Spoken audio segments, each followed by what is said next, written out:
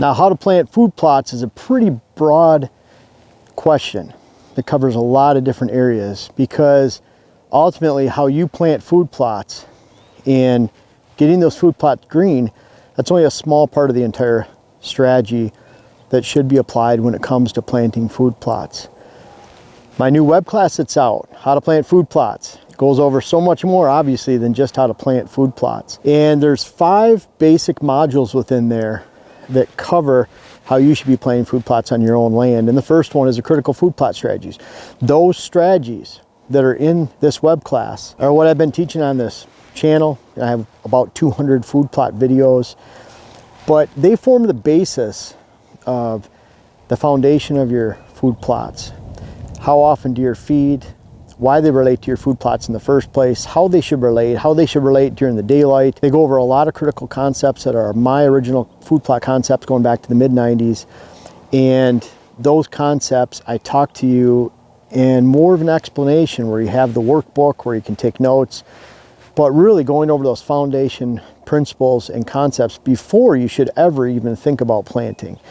You have to know those concepts. Going over to the second module, we talk about where to plant. And you can imagine there's 30 videos in this web class, there's 30 lessons. And so, you know, an average of 6 per module, 5 modules. But how to plant is 8. We have 8 in there. So that's the biggest module. And that's where we're devoting a lot of that time. We're covering, of course, in that, how to plant with the resources you have and various types of equipment. But backing up, after you have those foundation food plot strategies and concepts that I've developed over the last 25, 26 years, then you step to where to actually plant your food plots, because that location can make or break your land far, far more than the quality of the forages that you grow within that food plot. And that's why those strategies are so critical. Where you locate your plots and why.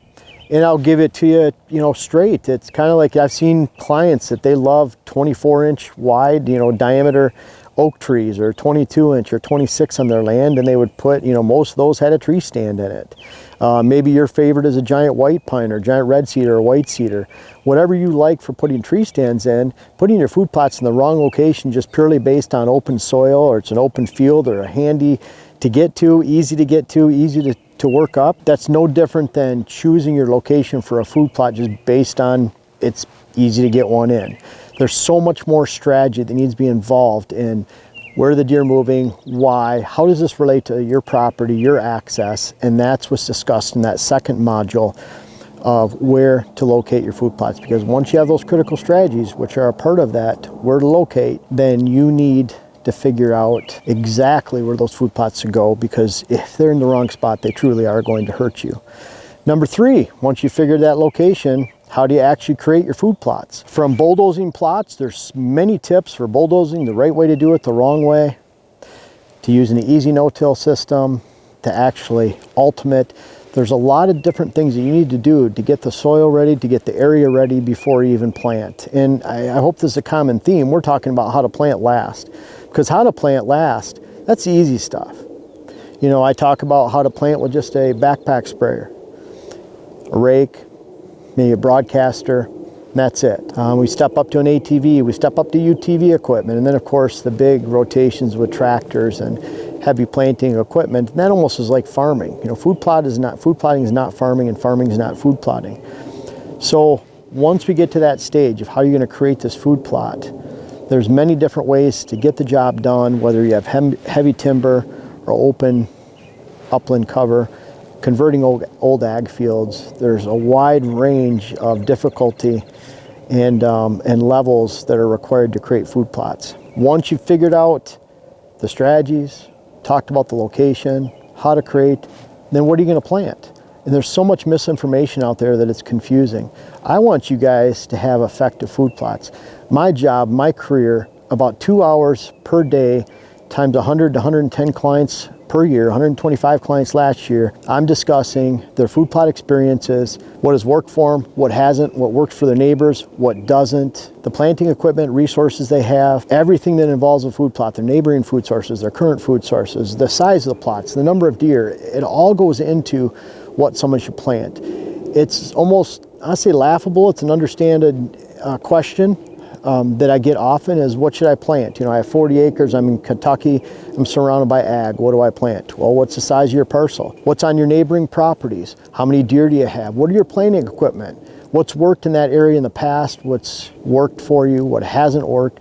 There's a lot of questions that need to be answered. And how are you going to clear your plots? What do you have available for space, open space? There's a lot of questions. So that's more of a 2-hour, 3-hour discussion just on what you should plant in your food plots, let alone how it relates to the design of your food plots, if it should be a hunting plot or not. There's so many questions need to be answered. And that's what's figured out in what you need to plant in your plots that's going to be effective for your area. So I discuss those balances of what you should plant, no different than when we discuss those balances of how do you design your whitetail property, and why someone will do something completely different in a northern setting with big wilderness. That person might be the same as in Kentucky in a big wooded area, or Pennsylvania, West Virginia, down in Oklahoma. The concepts apply anywhere.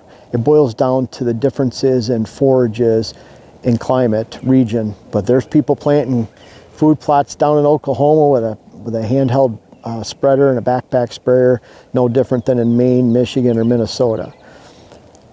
The differences are just the forages. And I discuss the concepts in the food plot pyramid. What should you be planting first? What should you be planting last? What maybe you shouldn't be planting at all? And then why you might plant that same thing in something else. And finally, after we go through what to plant, we're talking about how to plant. And that's why there's the most videos there. Whether you're chainsawing a food plot out in the middle of timber, you're getting those logs off and planting, you're skipping over to an island and planting with just handheld equipment. Maybe you're even creating browse plots. We'll talk about those and how to take care of them. But that module is last. After we talk about soil tests, chemical use, the critical concepts, where your food plots should be located, how they should be created, what you should plant. Then we talk about what to plant, how to plant it, how to get the job done based on your resources. And you could use this web class, this food plot web class, as a guide, as something, as a reference. You can look at it back, just like the first How to Design Your Whitetail web class. You can use it for years to come. You have those videos at your fingertips. And especially with this food plot one, where everything's logically laid out in order, all 30 videos, and those titles very defined and clear to where you can look those up as a reference at any time. And most importantly, I don't want you just to have beautiful food plots of green this year.